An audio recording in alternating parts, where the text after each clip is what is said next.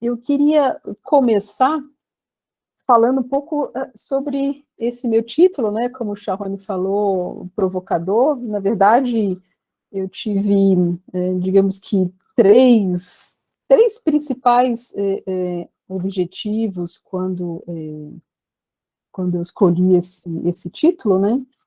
O primeiro, acho que vocês já devem ter pensado, né? Foi fazer digamos, uma homenagem, né, ou como dizem os franceses, um clin d'œil, né, uma piscadela para, né, aquela autora que todo mundo conhece, indiana, Gayatri Spivak, aquele livro super famoso, Pode Subalterno Falar. Então, digamos, tomei emprestado, peguei uma carona nesse título para começar o título da minha fala.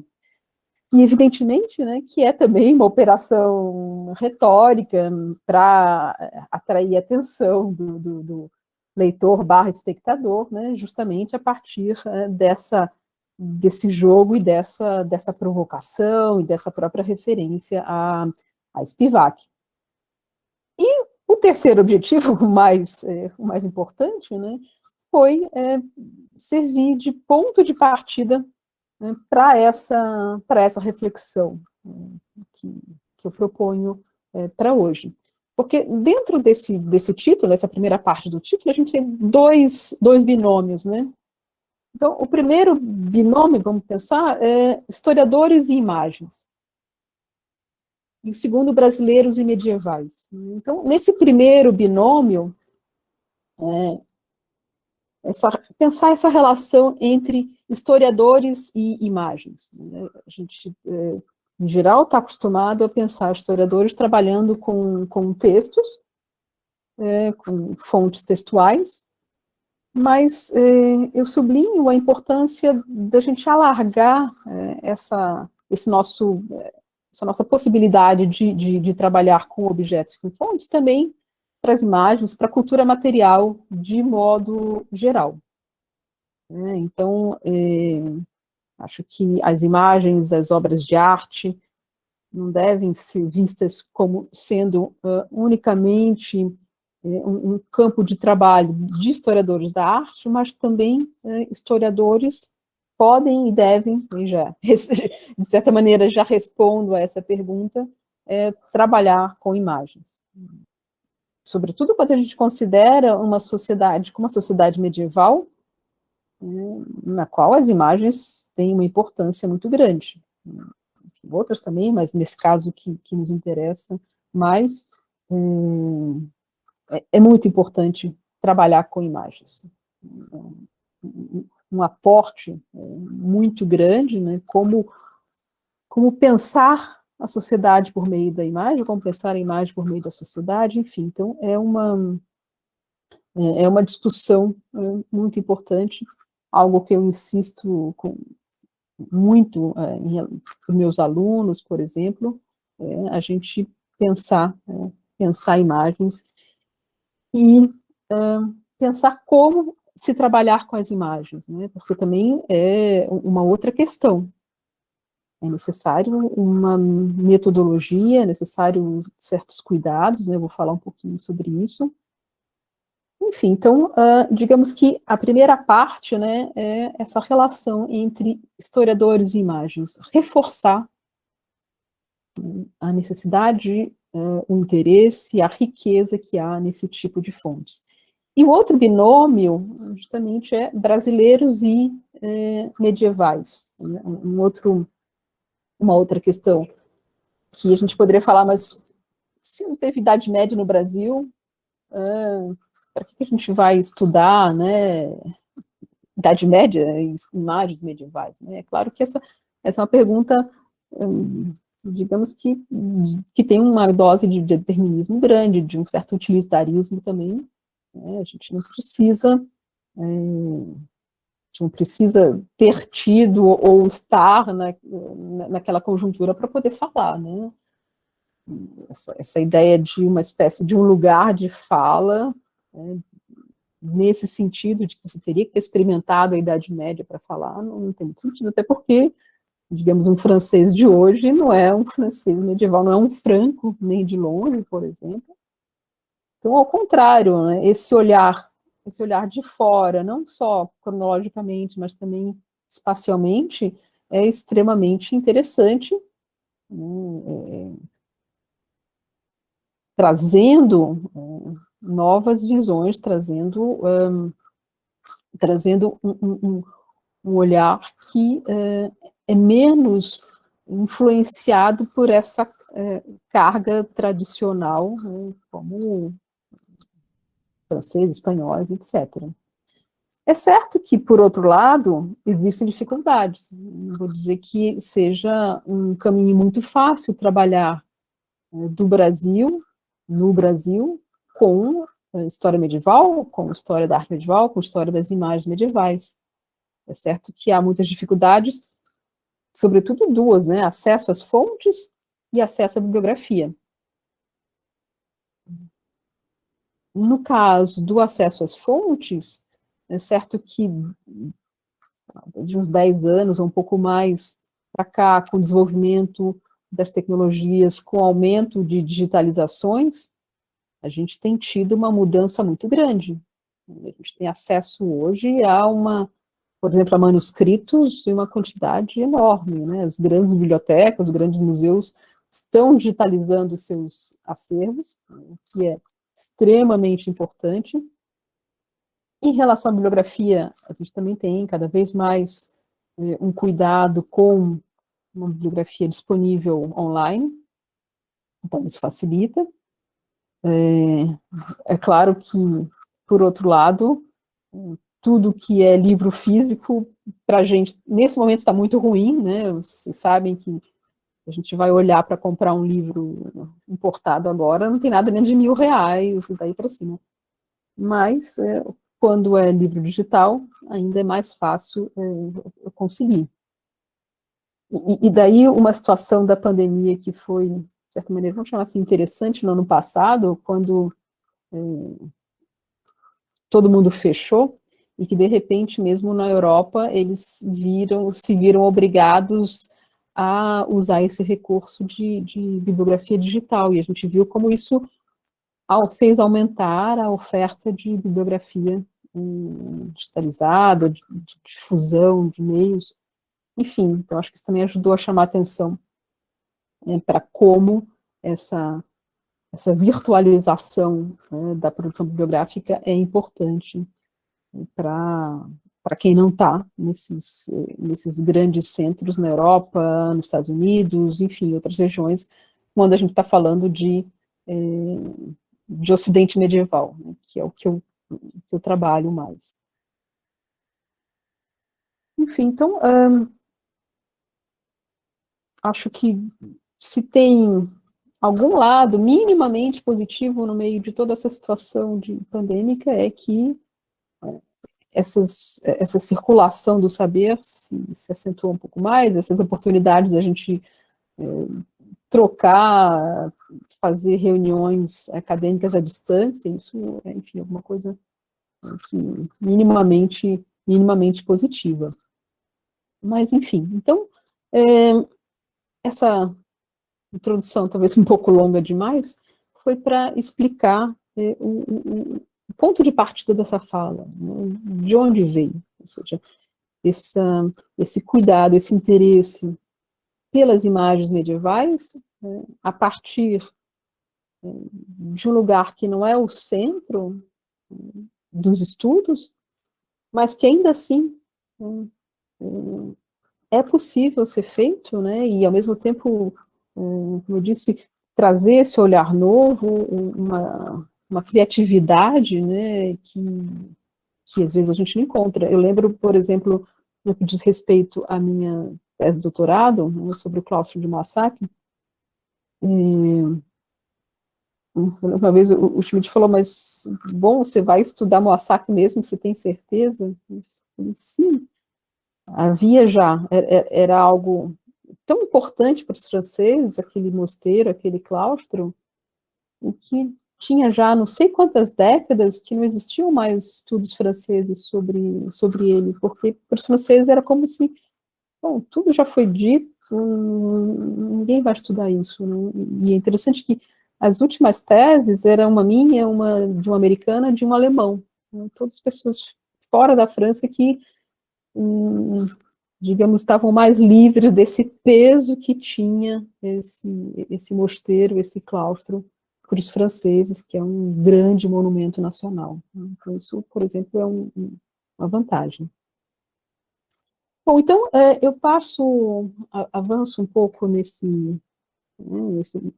apresentação, e alguns pontos que eu trouxe aqui para a gente começar a pensar, né, em termos desses desafios teórico-metodológicos aos quais eu me referi, né, alguns pontos importantes a serem levados em consideração. Em primeiro lugar, eu coloquei aqui essa tríade: funções, usos, modos de funcionamento, lembrando que, em primeiro lugar,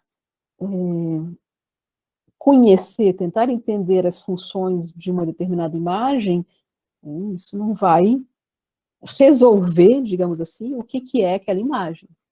Isso é uma dimensão da imagem, para que ela serve, mas ela é muito mais do que isso. A que funções ela deveria responder? Né? Que usos ela teve quando foi feita e posteriormente?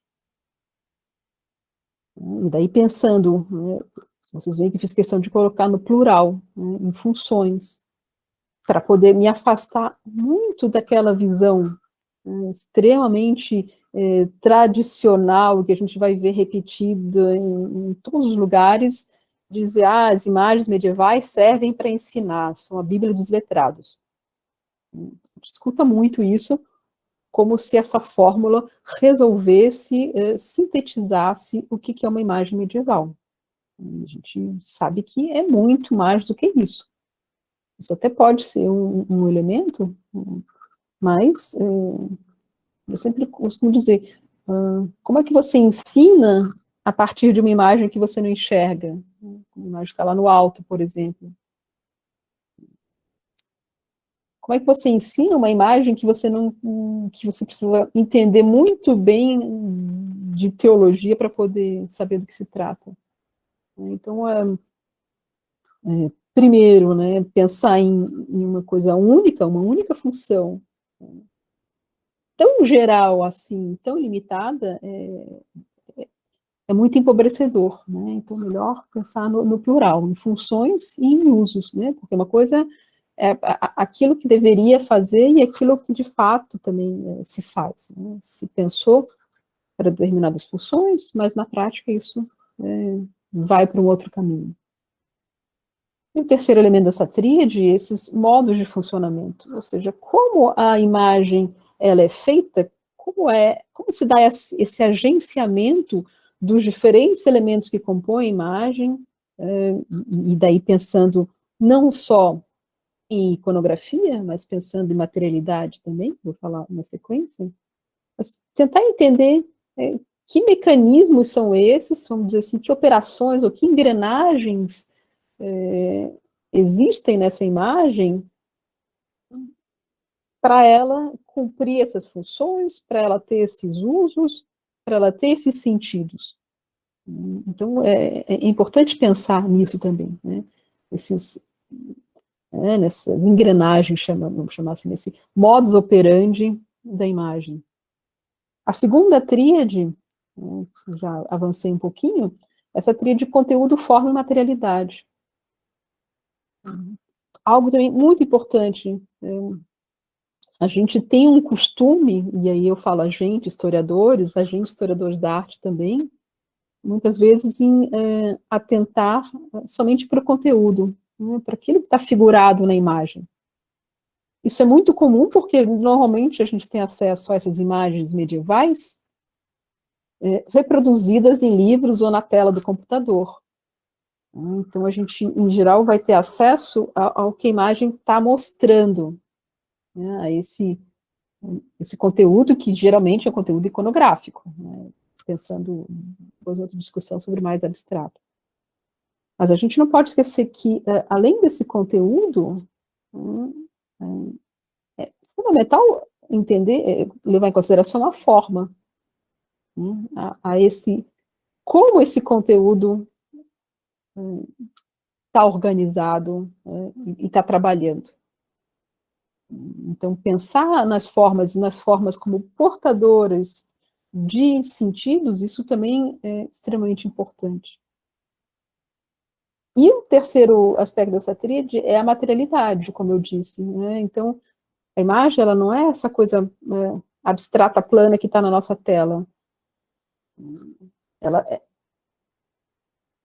ela está em algum, ela está colada, ou ela é um objeto, ela tem, sei lá, se é uma pintura, ela tem pigmentos, ela tem, se for uma escultura, ela tem a pedra, enfim. Então, essa dimensão da materialidade, ela também é extremamente importante de ser considerada. E daí, onde ela está, qual o tamanho, qual o estado de conservação, tudo isso é algo que tem que ser levado em consideração. E quando a gente vê reproduzido na tela, tudo fica do mesmo tamanho. Então, a gente esquece que havia determinadas condições de visão, por exemplo, ou de não visão, como eu disse, quando está muito alto, quando está num ambiente muito escuro, iluminado por velas. Tudo isso afeta a maneira como aquela imagem ia ser vista. Então, também é importante. E o terceiro ponto que eu chamo a atenção é esse conjunto de conjunto e detalhe, né? Ou seja, pensar a imagem no seu todo, no todo da imagem e no todo desse objeto, desse lugar no qual ela se encontra. Então, de novo, a gente também está acostumado muito a ver essa imagem descolada, desmaterializada, mas ela está no manuscrito, ela está numa igreja, ela está na fachada da igreja, ela está na parede, enfim, ela está em algum lugar, ela está em objetos, e ela faz parte de um todo. E, ao mesmo tempo, né, quando a gente vai estudar a imagem, a gente tem que pensar também nos detalhes que são próprios a ela. No mundo medieval, né, o detalhe é muito importante. Eu trouxe alguns exemplos que vocês vão ver. Então, prestar atenção nessas minúcias também. Né? Então, fazer esse movimento o tempo inteiro entre, digamos, o todo, o mais geral, e o menor, o detalhe. E como esse jogo faz sentido, né? Como esse jogo funciona. E, da mesma forma, né, pensar a série e o caso. Geralmente, as imagens elas não estão isoladas, elas fazem parte de uma sequência. As páginas de um manuscrito é mais óbvio, os capitéis de um claustro. Então, a gente precisa pensar em relação a esse todo. E como aquele caso particular, né, se relaciona com esse todo. Enfim, então, esses são alguns cuidados digamos, mais gerais que a gente precisa ter quando a gente está pensando em imagens medievais. E lembrando que não existe uma metodologia fechada, pronta, e que você possa aplicar ao estudo das imagens medievais. Eu estou falando aqui, são cuidados, são pontos aos quais a gente precisa se atentar, mas de maneira alguma uma receita pronta, né? Então, eu dividi, grosso modo, toda uma parte de exemplos em dois grandes grupos. Um grupo um pouco menor, de problemas a serem evitados, e um outro de operações que são, digamos, recomendadas, que são interessantes de serem feitas. Né? Então, pensando, de novo, de uma maneira bem prática, mas sem criar e sem pretender fazer digamos, um modelo metodológico válido para todo tipo de imagem. Então, eu coloquei aqui 4 dos principais problemas que a gente deve evitar. Primeiro, já falei, né, isolar a imagem, tratar a imagem isoladamente. fora da sua série, fora do seu lugar, né, fora do seu suporte. Depois, também, como eu avancei um pouco, tomar a imagem como ilustração, então pensar nela só como aquilo que está figurado, e aquilo que figurado seria uma tradução visual de um texto ou de algum elemento da realidade. Isso é sempre um problema. A imagem, ela é sempre uma representação, no sentido, um exemplo da palavra, sempre uma construção. Então, a imagem, ela não é transparente, digamos assim, no sentido de que ela só deixa ver o que está, o texto através dela, ou a realidade. Não, a imagem, ela tem uma opacidade, ela é, vamos dizer assim, ela é uma coisa, é um meio, né, é uma mídia, né, mas essa mídia não é transparente, ela existe, ela tem materialidade. Um terceiro problema é tudo que diz respeito a juízo de valor, a de valores, a projeções. Isso também é algo extremamente importante, sobretudo quando a gente pensa, né, que a história da arte, como disciplina, digamos assim, ela vai se constituindo a partir do Renascimento, e ela tem determinados parâmetros que são valorizados nesse momento, né, como a mimesis, por exemplo, cuidado com as proporções, com a harmonia clássica, etc., que a gente não vai encontrar da mesma forma na Idade Média. Então, por exemplo, achar que tudo que é medieval foi mal feito, isso é um problema, né? A própria discussão, né, que poderia começar por aí, a própria discussão entre arte e imagem, ela está um pouco dentro daí. Essa ideia de, bom, a gente só tem arte a partir do Renascimento, e também tem lá na Antiguidade, só não tem arte na Idade Média, assim como só não tem arte em povos não europeus, primitivos, etc. Isso é uma construção extremamente complicada. A gente precisa discutir. Existe uma preocupação estética na Idade Média? Claro que existe. Existe criação na Idade Média? Claro que existe. Eu falo muito em imagens, até para poder ampliar ao máximo o meu campo de possibilidades, mas dentro dessas imagens, eu posso falar em objetos de arte na Idade Média, sim, claro, evidentemente. E o terceiro problema, o quarto problema, que eu também já comentei, é evitar buscar essas regras mutáveis, porque elas não existem. Então, cada grupo de imagens, cada manuscrito, etc., vai ter as suas lógicas, e é importante conhecer isso caso a caso. Eu trouxe alguns exemplos para demonstrar isso, digamos, na prática, né?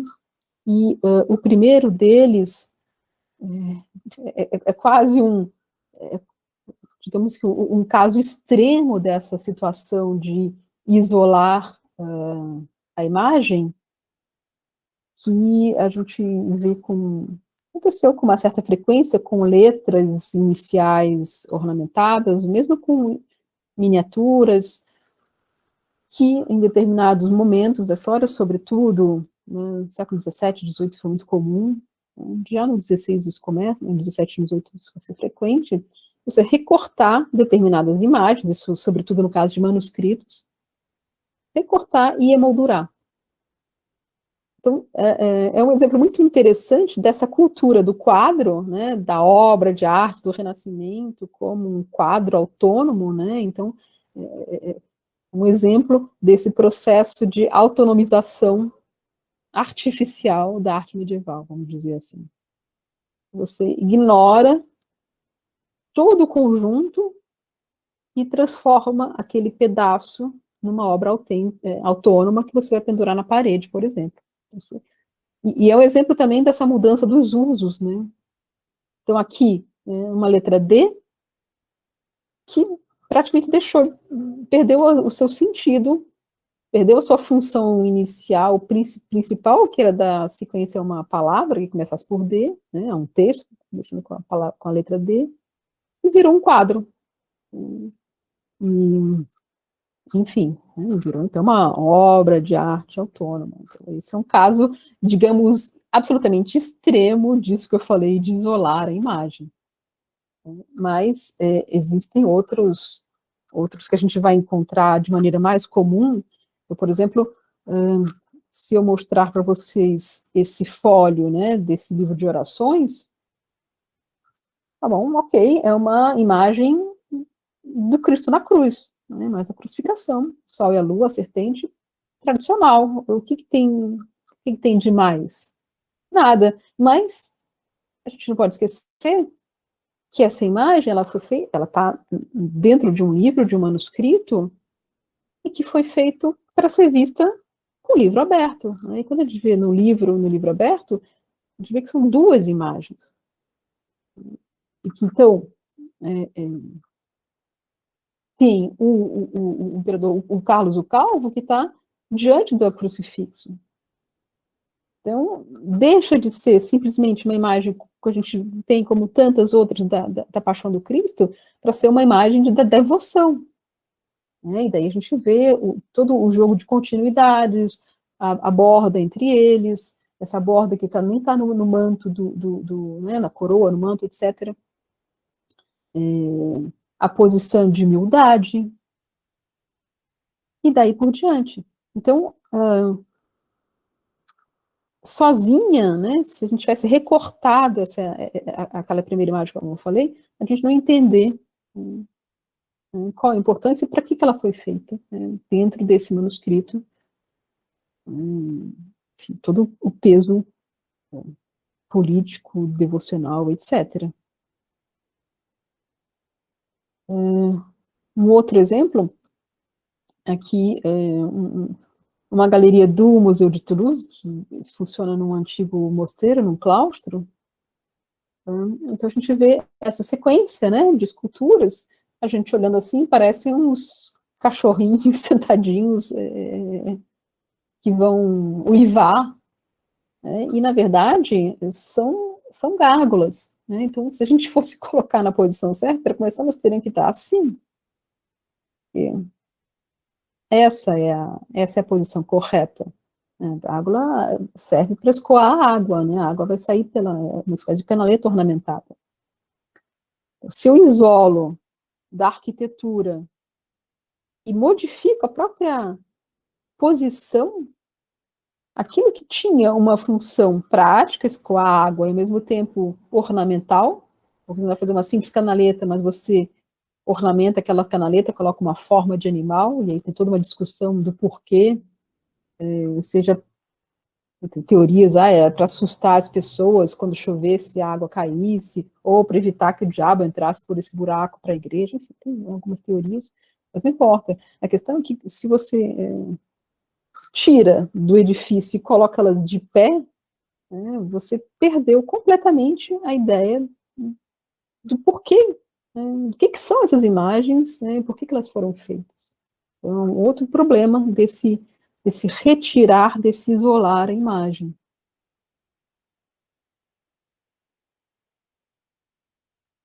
Então, como eu falei, né, desses problemas de evitar, né, tomar a imagem como ilustração. Isso nos manuscritos é muito comum. Eu trouxe aqui um outro exemplo que poderia ser menos, a gente poderia pensar menos nele, que é um relicário em forma de pé, então, chamado pé relicário de Santo André, em cima de um altar portátil do final do século X. Bom, se é um pé relicário, e tem essa forma de pé, eu poderia pensar que dentro desse relicário teria uma relíquia de um pé. E não tem, na verdade, dentro desse relicário tem várias relíquias, a sandália de Santo André, mas vários outros objetos, anéis da corrente de São Pedro, um pedaço da cruz, etc. Então, de novo, é um caso extremo, como aquele primeiro que eu mostrei, para lembrar que as imagens, elas não são simplesmente ilustração. Elas podem ser uma coisa outra. E essa coisa outra, por motivos diversos. Então, aqui, quando eu coloco essas outras relíquias junto da relíquia da sandália, eu estou potencializando esse relicário, estou tornando ainda mais importante, ainda mais prestigioso.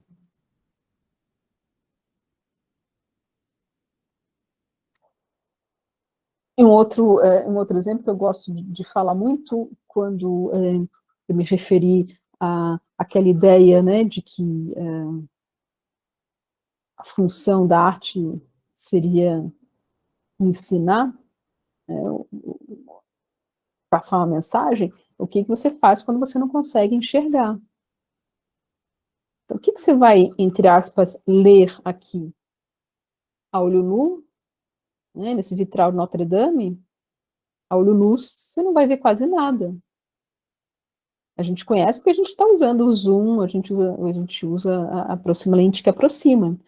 Mas a olho nu, o que a gente vê é esse objeto, essa imagem objeto, que são cores, é o vidro colorido, é a luz colorida que está entrando pela janela. Então, é uma situação muito mais de uma experiência, de uma sensação. Eu trouxe uma imagem em outra igreja, em Saint-Denis, para a gente ver o que essa outra possibilidade, né? Ou seja, a luz, digamos, o vitral funcionando, essa luz colorida que entra na igreja e entra nas pessoas, nas esculturas, no que tiver. Então, a gente está absolutamente longe aqui dessa ideia de ilustração, de retrato da realidade. A gente tem uma outra dimensão de funcionamento dessa imagem. Né? Essa imagem como uma possibilidade de um efeito, de uma experiência, digamos, estética.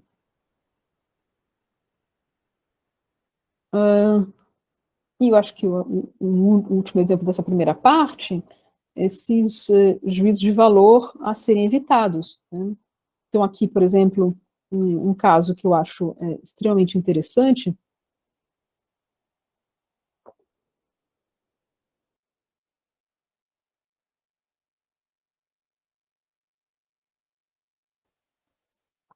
Desculpa.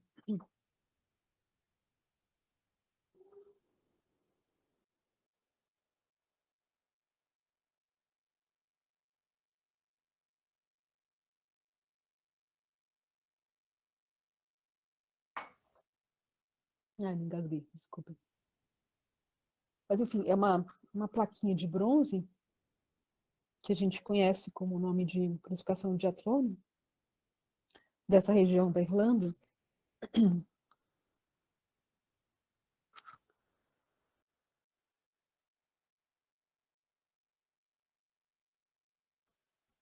Observem essa descrição que a gente vai ver num livro de história da arte muito conhecido, foi traduzido em português. Então, acho muito usado em curso de história da arte, por exemplo. E daí o Jansson diz o seguinte sobre essa plaqueta, né? Que a figura humana, ela está fora do alcance dos artistas célticos ou germânicos. E que essa placa, que é uma placa de encadernação, né? Então tinha encadernação geralmente de couro, de manuscrito, e você podia ornamentar com objetos, como por exemplo placas de marfim ou de bronze como esse. Então mostra a incapacidade, né? Absoluta incapacidade, né, do artista de conceber o corpo humano como uma unidade orgânica, de maneira que a figura do Cristo fica desencarnada no sentido mais elementar. A cabeça, os braços e os pés não passam de elementos separados, presos ao motivo central de espirais, zigue-zagues e faixas entrelaçadas. Existe claramente um fosso entre as tradições celto-germânicas e as mediterrâneas, que o artista irlandês que modelou o Calvário era incapaz de ultrapassar. Percebam que, em outras palavras, né, o Johnson está dizendo que isso é uma coisa horrorosa, que esses artistas são bárbaros, eles não sabem fazer o que um romano faria, né, grosso modo. Incapacidade, o fosso, né, incapacidade 2 vezes.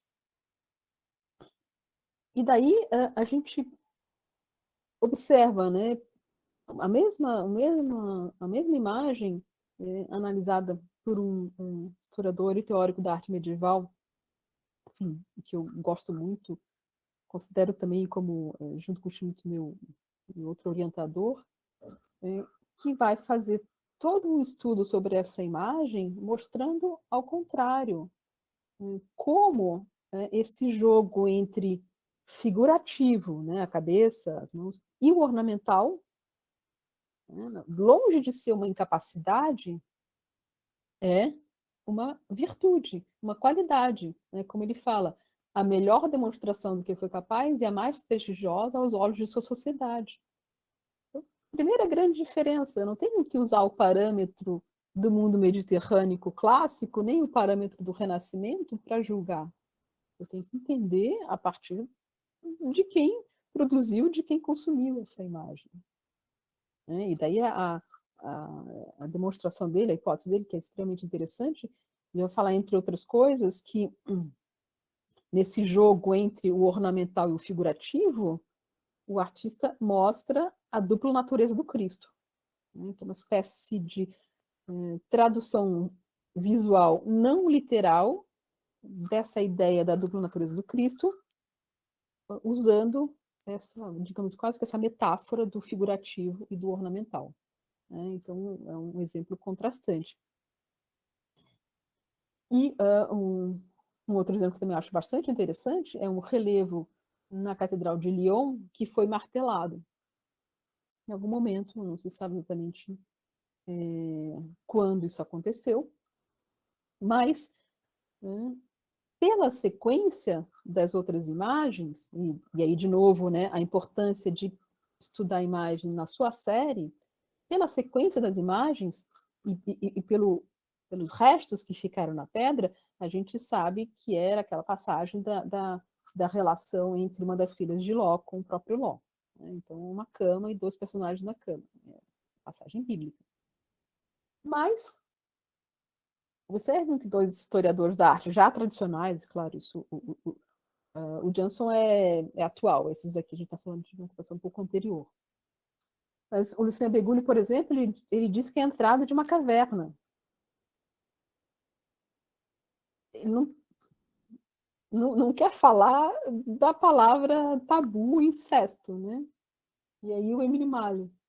As enormes obscenidades que se buscou apontar em nossas catedrais nunca existiram, a não ser na imaginação de alguns arqueólogos. A arte do século XIII é muito casta, surpreendentemente pura. Na Catedral de Lyon, o artista encarregado de contar as origens do mundo, quando chegou a aventura de Ló e suas filhas, deixou o medalhão vazio. Eu falei isso de novo, é um exemplo extremo do juízo de valor, de um moralismo extremo, que faz com que os historiadores nem enxerguem. Isso, digamos, em todos os casos, eu trouxe exemplos assim dos mais radicais possíveis, né? Quase caricaturais, mas para a gente ver um pouco o que não se faz, né? E os problemas que isso traz.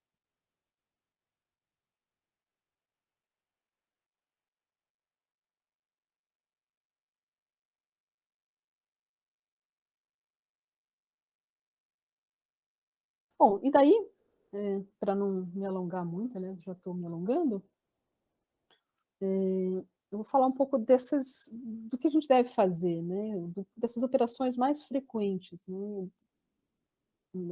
às quais a gente tem que ficar atento, né, ou seja, as repetições, os contrastes, o uso da ornamentação, a distribuição, a disposição de elementos e, claro, a relação com o texto.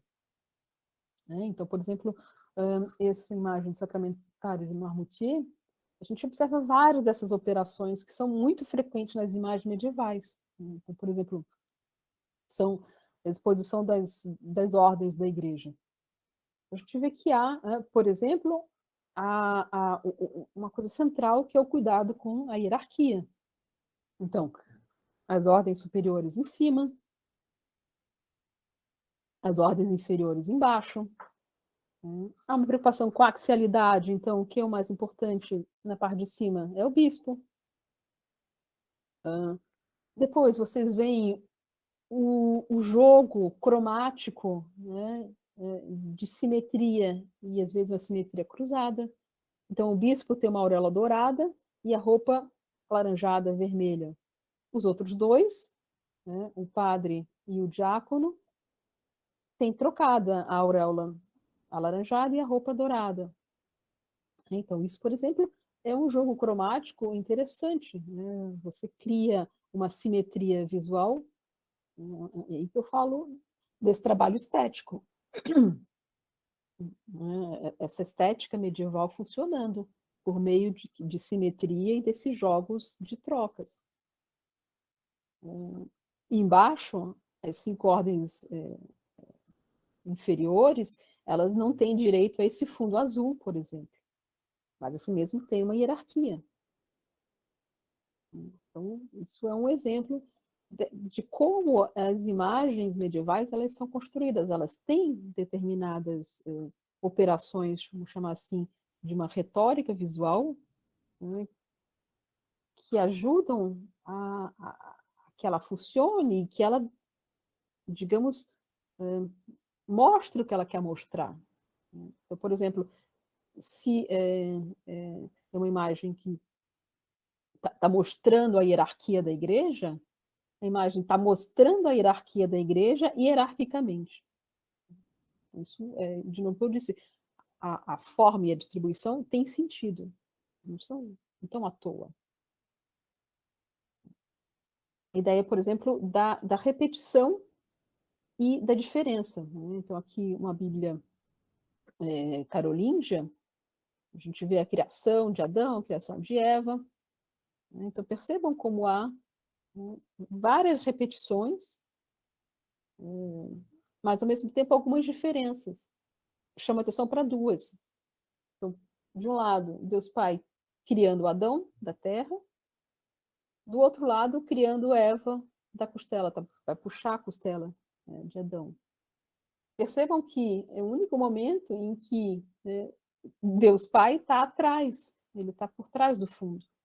Cria uma distância entre ele, né, e esse momento de criação de Eva. Uma outra diferença, observem como o fundo é sempre claro, até chegar no último momento, que é quando Adão e Eva foram expulsos e vão ter que trabalhar, parir, etc. O fundo deixa de ser esse fundo claro do paraíso e é um fundo escuro. Vou mostrar um corte. Eles saíram do paraíso, eles foram expulsos. Que recurso visual a imagem está usando? A cor do fundo. Então, a cor do fundo já mostrou essa separação. A cor do fundo, as árvores também, que são mais curtinhas. Uma série de operações, né? Daria para falar muito mais, chama atenção só para essas.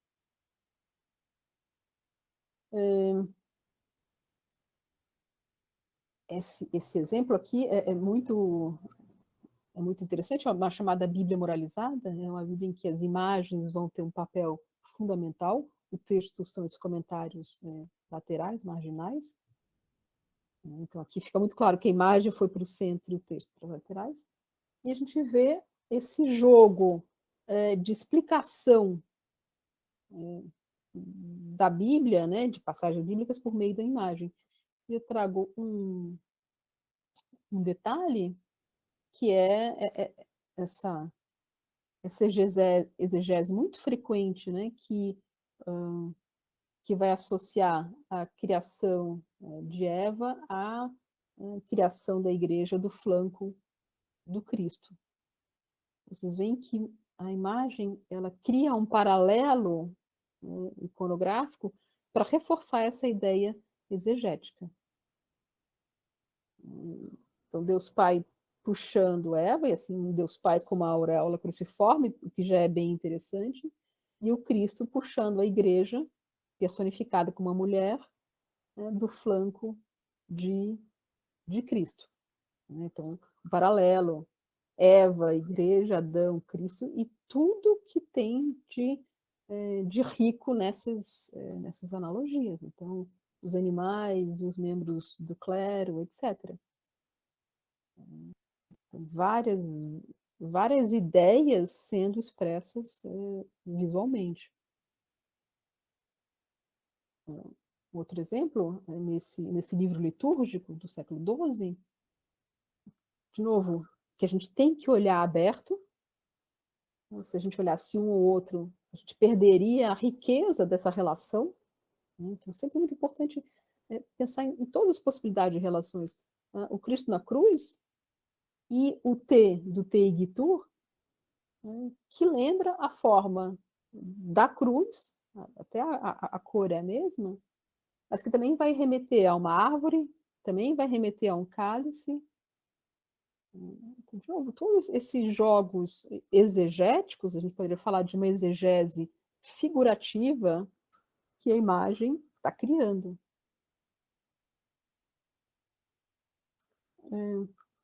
Outro exemplo aí do que a gente poderia falar de uma adaptação de formas, um livro de horas com uma imagem da Anunciação, e percebam que algo que é muito frequente, que é o filactério, que geralmente tem a mensagem, né, Ave Maria, a saudação angelical, essa saudação angelical no filactério, ela se enrola na coluna,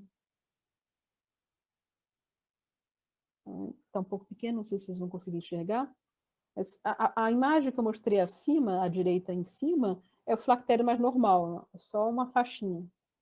Mas o artista que fez aquela primeira imagem, ele colocou o filactério como se ele fosse uma serpente, enrolada na coluna. Né? E a gente sabe que há toda uma relação entre Adão e Cristo, né? E Maria, eu falei no outro caso, exemplo da igreja, mas também Maria como nova Eva. Então, de novo, essa imagem da Anunciação reforça essa relação exegética entre o Antigo Testamento e o Novo Testamento. Enquanto um texto faz isso com palavras, a imagem está fazendo isso com as suas próprias ferramentas, com os seus próprios meios, né? As formas, os elementos visuais. Outro exemplo, o contraste cromático. Né? Então, aqui a gente tem, de novo, um livro litúrgico, um livro de orações. É a última imagem desse livro. Ela tem uma parte que é só desenho e uma parte que é desenhado e pintado. Você pensa, nossa, mas o livro ficou incompleto? Não. O livro foi feito para, enfim, para esse bispo, Atterwolde, e a gente vê no final um bispo. Ele está em destaque. Então, aqui, o uso de cores está, né, servindo para destacar esse personagem. O resto virou meio que o cenário. Né? Então, eu estou usando aqui as cores para destacar um personagem em relação aos demais. Então, um dos vários recursos que a imagem pode empregar. Um outro tipo de contraste, de tamanho. Então, um quadro, né, enfim, uma tábua do século XIV, em que a gente vê o Cristo portando a cruz, e embaixo, ajoelhado, um dominicano. A gente observa a diferença de tamanho evidente, mostrando a diferença de importância entre esses personagens. Ao mesmo tempo, reforçando a humildade do dominicano, né, na sua posição de oração, etc. Então, esse contraste de tamanho ajuda a reforçar essa virtude cristã importante, que é a humildade, né, que o bom cristão deve ter.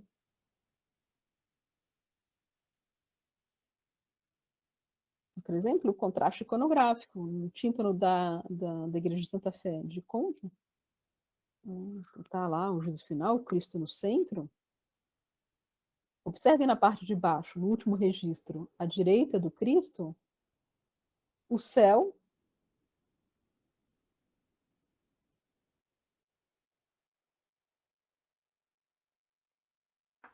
né, o céu com Abraão no centro, o céu figurado como uma igreja, com os seus arcos, todo mundo bonitinho, sentadinho, encaixado nesses arcos. Observem do lado oposto, no inferno. O inferno é uma bagunça, não tem esses elementos arquitetônicos separando, organizando. Então, não só está se fazendo uma divisão muito clara, né, direita e esquerda, mas essa ausência de uma estrutura arquitetônica que nada mais, nada menos é do que a igreja, que faz com que o inferno seja desordenado como o inferno deve ser.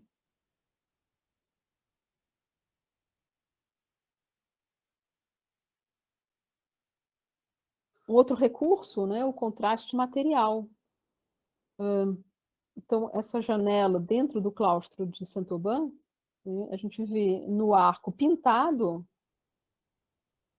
os reis magos, de um lado, o massacre dos inocentes no início, depois, no centro, essa construção arquitetônica, e ao lado dela, do lado esquerdo nosso, a gente vê os reis magos, um deles oferecendo um presente. Oferecendo um presente para quem? Para o Cristo, que está na parte de cima esculpido. Então, isso é muito interessante. A imagem é um todo, mas houve uma diferença de material e de suporte. Um pouco como aquele caso de Ethelwold, eu coloquei uma diferença hierárquica. Então, o mais importante, que é a Virgem e o Cristo, eles estão esculpidos. E eram policromados também, se perdeu. O que é menos importante, os reis magos, Herodes, etc., está só pintado. Eu criei um contraste material que serve para mostrar o que é o elemento mais importante. E ainda tem esse eixo central, né, que associa a Virgem, a cidade, a porta fechada, né, que é também alegorias muito frequentes da Virgem, né, sobretudo essa ideia da porta fechada, reforçando a virgindade de Maria. E todo um outro dossiê que seria enorme, que é a ornamentação. A gente já viu no caso da placa de Atlone como o ornamento, como o ornamental, pode ser usado de maneira muito rica. Então, só um exemplo, não sei se vocês conseguem ver, mas o sangue que está escorrendo dos braços do Cristo, ele tem uma forma de esses pequenos quadrados da notação musical. Então, é muito interessante como das diferentes possibilidades de representar o sangue do Cristo, né, se criou uma espécie de continuidade, né, do sangue para a notação musical. Então, quase que o corpo do Cristo, o sangue do Cristo, criando a música. Isso é um exemplo, poderia ir muito além nisso, não vou, não, enfim, a gente tem nem tempo aqui. Dentro do que eu disse, né, que é importante a gente observar a disposição dos elementos na imagem, esse jogo do que está no centro, do que está nas laterais, do que está na margem, do que está fora, é muito importante. A gente vê aqui, nessa cena da Santa Ceia, como há um eixo central, que é o Cristo, João, né, o Cristo, a mão do Cristo abençoando, João, e o traidor, Judas, embaixo, do outro lado. Então, tem um contraste que está todo mundo atrás da mesa, só o Judas está na frente, mas, ao mesmo tempo, ele está no eixo central, porque esse esse é o ponto central, a traição. Então, estou chamando a atenção para esse momento.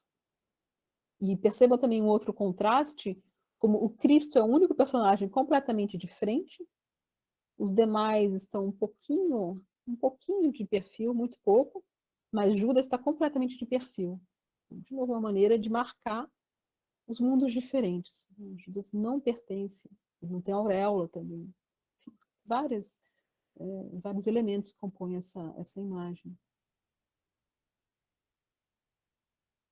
O outro dossiê também muito interessante é a extrapolação desses limites formais, vamos chamar assim. Aqui, de novo, se a gente olhasse a imagem que está no lado reto, sozinha, é o desfile de vícios e virtude. Né? Mas a gente tem que olhar o livro aberto. No livro aberto, a gente vê antes a cena do pecado original e da expulsão. E o texto vai dizer que a partir do pecado original, os vícios entram no mundo. E esse personagem tem um personagem que está escapando da margem, que está com uma flecha apontando para Eva. Esse personagem é o homicídio, né? Então a morte. Então ele está apontando para a causadora de todos esses males, que é a Eva. Né? Então, de novo, extrapola a borda para reforçar a relação entre as duas imagens e a relação delas com o texto.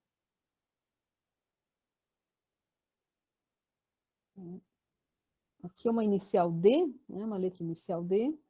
Então, é uma cena de negociação. Estão vendendo, o leigo está vendendo pergaminho e esse abade santo está comprando. Aparentemente, eles estão juntos. Mas observe como o pé do leigo está atrás da letra e a auréola do santo está à frente da letra. Então, aquilo que, em princípio, parece que eles estão no mesmo espaço, quando a gente olha a composição da imagem como se fosse uma massa folhada, a gente vê que tem o leigo, a letra e o abade. O abade está na frente, primeiro plano. Três planos. O mais importante é o que está na frente, que é o santo abade.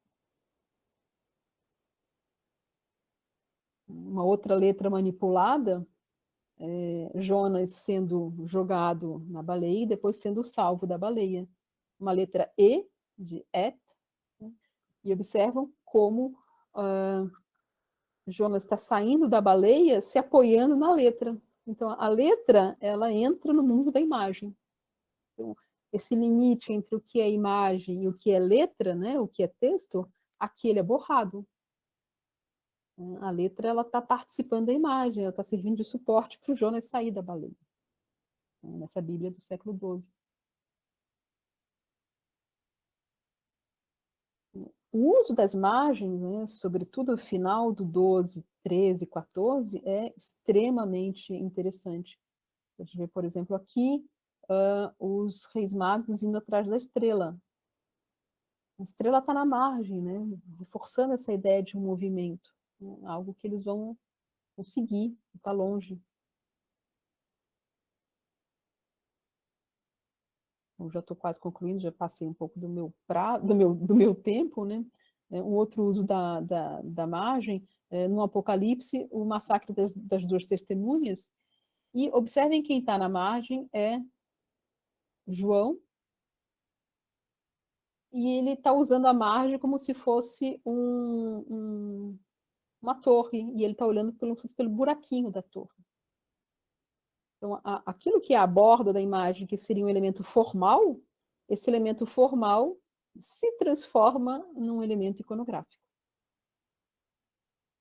Então, essas várias possibilidades de manipulação que a imagem tem.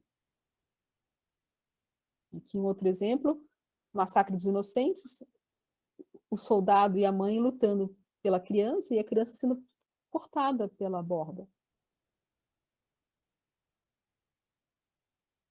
E já concluindo, acho que esse é o penúltimo exemplo, a relação entre o que está na margem e o que está no centro. Então, no centro, a gente tem, em geral, as imagens mais sérias, em geral. Então, a gente vê aqui dois casais cavalgando. E na margem, a gente vê essa sátira da freira cavalgando um religioso, dos macaquinhos empurrando, de um macaquinho empurrando os outros macaquinhos num carro, né, numa carruagem, enfim, numa carroça. Então, esse contraste entre centro e margem. né, as imagens jogando. E um último exemplo, esse é um dos meus preferidos, é um livro de salmos, um saltério do século XIII. A gente tem nesse fólio o salmo, enfim, e na margem esse personagem flechando exatamente, né, o ânus desse outro personagem. E se vocês olharem, ficou um pouquinho pequeno, mas se vocês conseguirem olhar, a flecha, ela continua uma letra, que é a letra P de conspecto. Conspecto é participo passado de conspício, né? Alguma coisa como enxergar, como dar a ver, como chamar a atenção. Né? Então, o iluminador fez uma brincadeira com esse contexto, né, os prepotentes, etc., e fez uma brincadeira com a letra do conspecto, que vai furar, né, o ânus do outro personagem, dizendo, olhem para o que eu estou fazendo aqui, olhem para essa margem, olhem o que está acontecendo aqui na margem. Né? Leiam o texto e vejam a imagem, olhem as relações que a gente pode fazer aqui, e que estão absolutamente longe da ideia de ilustração. Está vendo aqui? Comentário, brincadeira, sátira. Né? Então, só para chamar atenção para essa absoluta riqueza que são as imagens medievais. E é isso, desculpem, me alonguei um pouco, eu acabei me entusiasmando, quando começa a falar de imagens, é difícil parar. Mas é isso, agradeço muitíssimo o convite e a paciência de vocês. Encerro aqui.